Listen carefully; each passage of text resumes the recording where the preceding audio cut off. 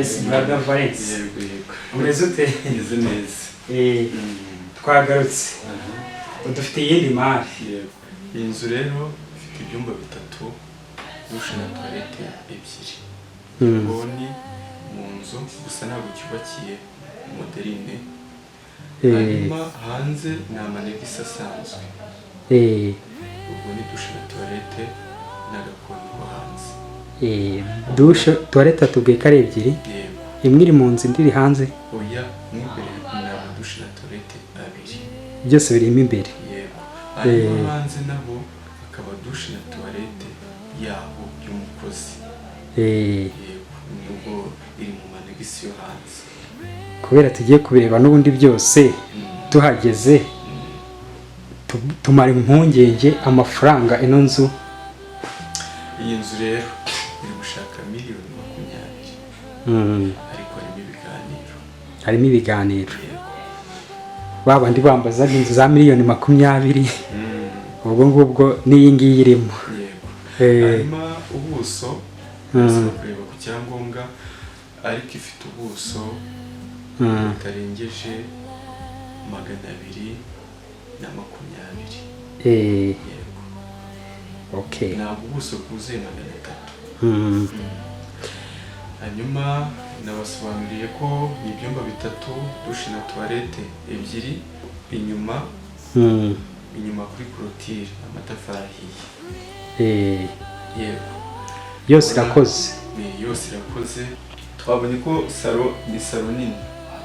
Ifite hafi metero 5 mu butambike, mu buhagazi metero 5. Bishatse kuvuga ko intebe zari zose bashyiramo zajyamo. Hanyuma ubwo twavuze ko amanegisi ari inyuma. Iki ni icyumba cy'abashyitsi, hari ikindi cyumba cya bosi, hari ikindi cyumba cy'abana. Hanyuma hari akandi kumba gatoya kegeranye gafite ibikoresho by'igikoni ariko ntabwo biri moderne. N'utubati mbega bagiye bashyiramo biyaranje. Icyo wowe wakora ni ukubakira ugakora igikoni cyiza. Hanyuma inyuma ubwo ni amanegisi. Ahangaha ni parking imbere kuri salo. Imbere kuri salo ni parking ariko imodoka ikaba itabasha kwinjiramo. Umwanya wa parking ariko imodoka ntiyabasha kwinjiramo bitewe n'iki. Akayira kamanuka kava ku muhanda munini. Ni gatoya gasa nkaho gafite nka metero 1.5. Umuhanda turawureba gutya. Ni hano ruguru rwose. Ni intambwe nkeya cyane ariko akayira kamanukamo karafunze. Ni gatoya. Karafunganye. Hanyuma nanone kuri portail gasaba ko wongera nanone kugira ngo imodoka yinjiremo. Icyo kibazo cyonyine gihari. Naho ubundi inzu ni inzu nziza. Inzu nziza.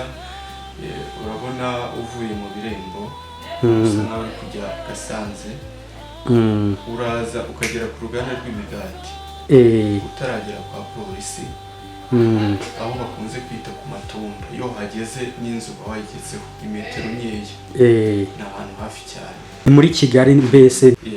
Abantu batazi akarere ni akarere ka Gasabo.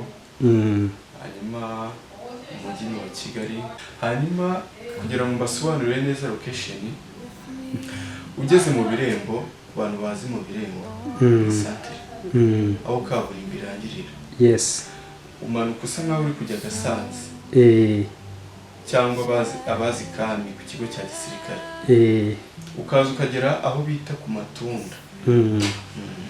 Iyo ugeze hano ku Matunda ni hafi cyane, ni nka metero 100 kugira ngo tugere ku nzu. Inzu ni ukuvuga ngo yegereye kaburimbo, ni hafi. Kaburimbo hano ubwo ifatiwe ni mu birembo. Mu birembo niho irangirira. Hanyuma ugatega igare rya 200 cyangwa ukizera n'amaguru. N'ijana bakuzana. Iminota ingahe n'amaguru? Ni iminota 5. Tarenga. Uko igare ryonyine ni 100 cyangwa 150. Okay. Noneho reka dutembere inzu yose tuyirebe n'abakiriya baba bafite amatsiko yo kureba inzu yose kugira ngo uwishima abe yayigura. kugira ngo mbibutse neza ni miliyoni 20 ariko harimo ibiganiro. Yes. Yego.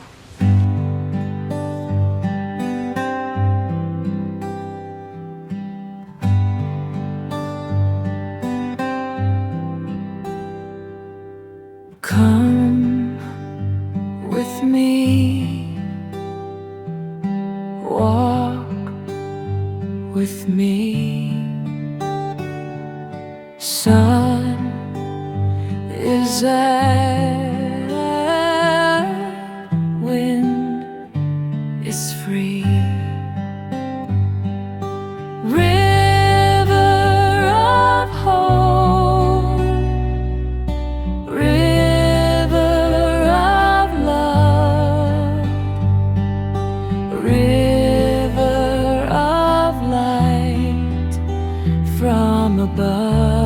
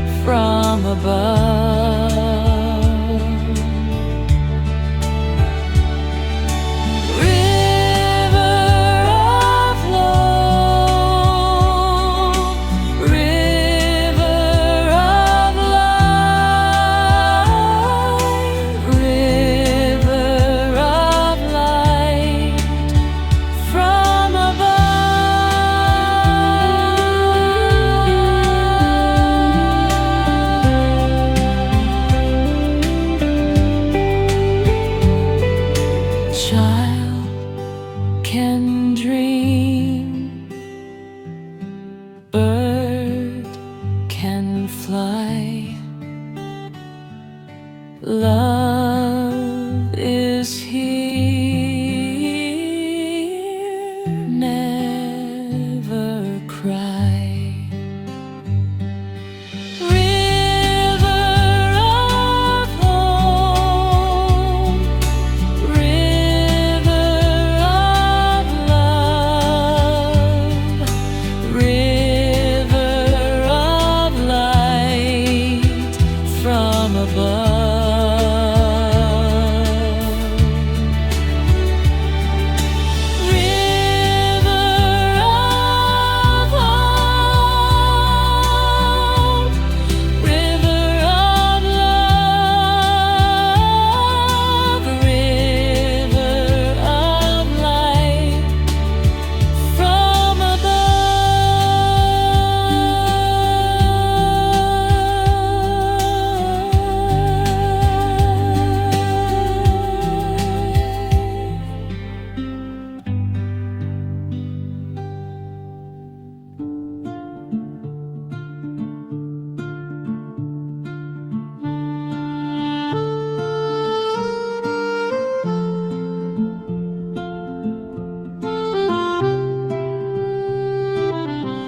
Walk with me through the morning sun.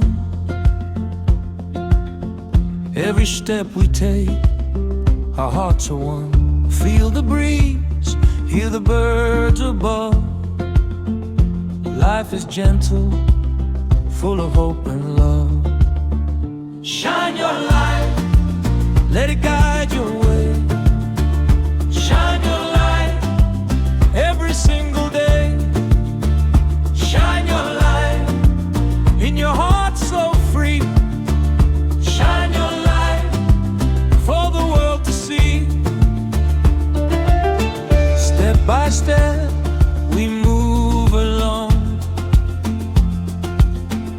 singing softly. Life's a song, smiles we share and hands we hold. In every heart, warmth unfolds.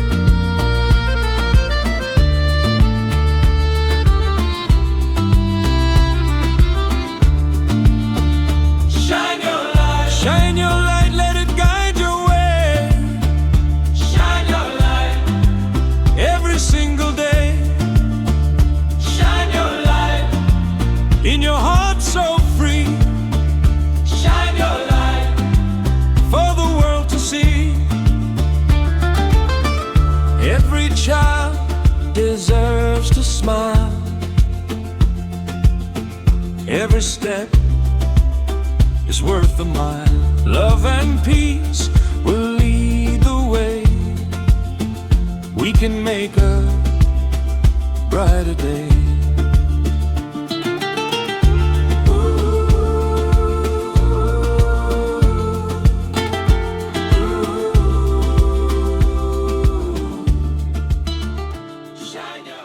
Waba ufite ubukwe cyangwa wateguye ibindi birori ukeneyemo amafoto na video nziza, Haberi Studio dukora video n'amafoto, twamamariza abafite business, dufungurira YouTube channels abifuza kuba aba content creators bashyashya babishaka tukabafasha no kuzikurikirana, kandi tugaragaza impano nshya, kwakira n'abafite ibyifuzo, abafite inkuru n'abashaka gutanga ubuhamya. Ukeneye imwe muri izo service watwandikira kuri WhatsApp 078 100 73 26 cyangwa ukaduhamagara kuri iyo nimero